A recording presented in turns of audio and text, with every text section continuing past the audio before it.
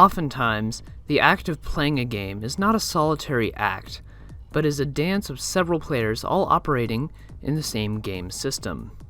While this presents some additional design challenges, there are some interesting dynamics that multiplayer games can explore that are not possible in single-player games.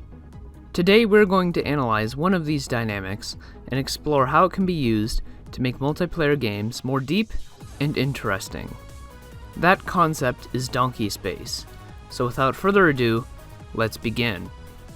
Before discussing donkey space, I feel it is important to talk about pure solutions, mixed solutions, and optimal play, since donkey space is built on top of these three concepts. Let's start with pure solutions. A game is considered to have a pure solution when there is a set of directions or moves that a player can follow that details the best move a player can make at any possible position in the game. Tic-tac-toe and checkers are both games with pure solutions that we have calculated already using computers and our own brains. More complex games like chess or Go theoretically have pure solutions. However, there are so many ways that either of these games could unfold that we probably will not discover a pure solution within our lifetimes. All of these games have perfect solutions because all of these games are perfect information games. Put another way, there is no hidden information, randomness, face-down tiles, cards, or fog of war. Both players know everything they and their opponent can do, and they know what the outcome of these actions are beforehand. While many of these games have been held up as classics, rightfully so in the case of chess and Go, the more time passes, the more the player base of these games improve, and the closer we get to a pure solution. Even if we never reach it, the early parts of these games can become nothing more than memorizing the outcomes of dozens of opening moves, during which players don't really make any decisions. They're just following programs that they have installed into their brains that respond the same way to the same moves. As I said in my Armello video, the 30 most popular chess openings account for 70% of all chess games played. Granted, once players get past the opening, there are new situations that present themselves, but as a general rule, as time marches on and players improve their skills, they will get closer and closer to the perfect pure solution. So how can designers solve this problem? One way is to incorporate a mixed solution into your game. A mixed solution is actually a collection of strategies that players can employ that should be used a certain percentage of the time. For instance, in rock, paper, scissors, the mixed solution would be to play rock a third of the time, paper a third of the time, and scissors a third of the time. This example is admittedly quite simple, and for most games the mixed solution will be quite complicated, and many will never be pinned down. With pure and mixed solutions out of the way, let's move on to talk about optimal play, and how this relates to these two concepts. What is optimal play?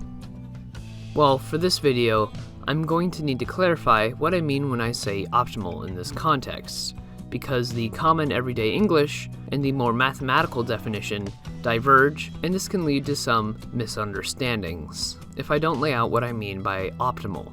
For the purposes of this video, optimal is defined as playing in the least exploitable way. For example, in the prisoner's dilemma, defecting is the optimal move, because it gives you the possibility of getting out without any jail time, but that also means that if your partner defects with you, they will not get any benefits. Thus, defecting is the optimal play.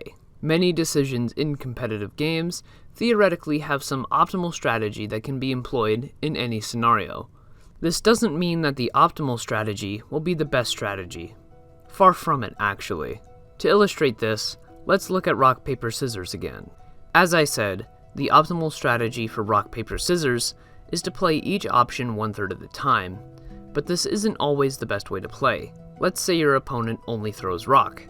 In this case, you could stick to the optimal strategy, but you would only win 1/3 of your games, so it is a bit of a toss-up if you would win using the strategy at, say, a rock, paper, scissors tournament. However, most people will obviously not use the optimal strategy, and will instead pick up on the pattern, and they will change their strategy to take advantage of their opponent's predictability and throw more paper. Even though throwing all paper isn't the optimal strategy, it is still better than playing optimally. With all these concepts covered, we now have all the proper pieces to understand donkey space. So now that we have that covered, what is donkey space? Put simply, donkey space is the state of non-optimal play. If you aren't playing optimally, you are in donkey space. At this point, you might be wondering, well, if there is an optimal strategy for any game, won't top players simply figure out this optimal strategy and use it every time, effectively removing decisions from the game? While this might be true for pure solution games, mixed solution games fare much better. But why does a solution of statistical outcomes work better than a solution that works 100% of the time? There are a couple of reasons why mixed solutions tend to hold up better than pure solutions. Firstly, humans aren't very good at calculating exact probabilities in their head. If an optimal strategy requires you to do action A 39% of the time, option B 51% of the time, and option C 10% of the time, a human will have a very hard time performing each action at precisely these proportions. This is further worsened by the fact that humans tend to have inbuilt biases we fall back onto. Some people play very conservatively, avoiding risks at all cost, and others will be much riskier during play. These pre-built tendencies will get in the way of optimal play, even if the player knows these tendencies and tries to fight it. It is also important to consider the fact that many games require some amount of dexterity and precise inputs to pull off certain moves, especially in fighting games. Some of these inputs are so precise that it takes a lot of practice, and even the best players will not be able to pull them off 100% of the time. So, if you can't pull it off 100% of the time, you will fall into donkey space. Also, many games such as Hearthstone, Magic the Gathering, and Catan include random elements which make it nearly impossible to play optimally, because if the dice don't come up in your favor, that might force you to change your plan in a way that does not fit the optimal strategy. With all of these factors, it practically guarantees that everyone will be in donkey space in some way. Factor in the detail that team games will have multiple people, each of them operating in donkey space, and suddenly, each team seems very exploitable. So donkey space is the space of non-optimal play that all players are stuck in. But how does this affect player behavior and game design? Remember that optimal play is the least exploitable way of playing a game. Since no one can play optimally, this means that everyone is playing in a way which can be exploited. Going back to our example of rock, paper, scissors, if your opponent plays all rock, you should play all paper to exploit your opponent's strategy. But this is where things get interesting. When you move to playing all paper, you are just as exploitable as your opponent, and they can change from playing all rock to playing all scissors, to take advantage of your exploitable strategy, which you employed to exploit your opponent. This is one of the most interesting side effects of donkey space. Donkey space, by its very nature, drives players to change strategies, making games that can utilize it more dynamic and interesting. It also forces you to study what your opponent is doing, and how it can be undermined. While it doesn't always encourage direct interaction, such as the case in certain board games, where direct interaction with opponents is limited, in many cases, donkey space pushes players to take advantage of their opponent's donkey space. Almost every game can take advantage of donkey space, but some games do it better than others. Tic-tac-toe, for example, doesn't have as interesting of donkey space as other similar games such as chess or Go. I'd like to examine what fundamental design decisions can help make donkey space more interesting by strengthening the game's design. One thing that can make donkey space more interesting is to make many different strategies viable and eliminating dominant strategies. The best side effect of donkey space is changing your strategy to take advantage of your opponent's weaknesses, and having many viable strategies can ensure that donkey space is more interesting. In Civilization, there are many different paths to victory, and diverting production into one strategy will naturally mean that you put less production into others, potentially making you weak against opponents who can target your weakness. However, if one strategy is way more powerful than the rest, the act of changing strategies makes little sense, and therefore removes a lot of the donkey space found in the game. The more options you have, and the closer in power they are, the more players will be able to take advantage of donkey space. Games with hidden information, or simultaneous actions, can also make donkey space more interesting. If two players carry out actions at the same time, such as in a fighting game or Mission Red Planet, players are constantly trying to figure out what their opponent is going to do next, and punish them for it.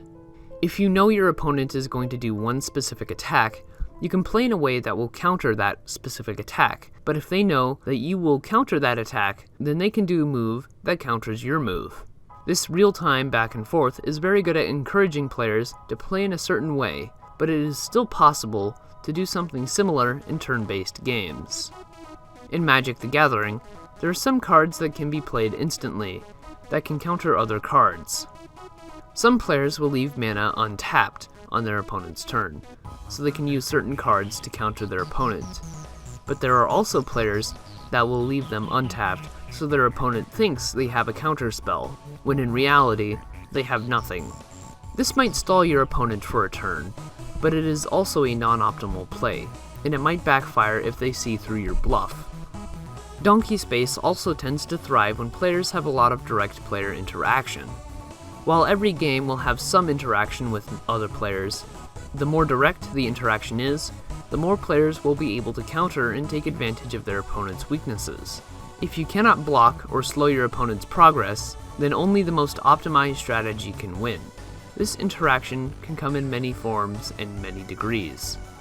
These are just some of the things that can help a game better utilize donkey space. Though how well a game utilizes donkey space is hard to quantify, and it can be a bit subjective whether or not a game does or does not have much donkey space. While an exact value cannot be determined, every major competitive game at the moment uses donkey space in some way. I hope this concept is useful when trying to understand competitive or multiplayer games, and hopefully this discussion will be a springboard for future videos discussing the nature of multiplayer games and their design. Until next time, this has been Chariot Rider. Have a good day.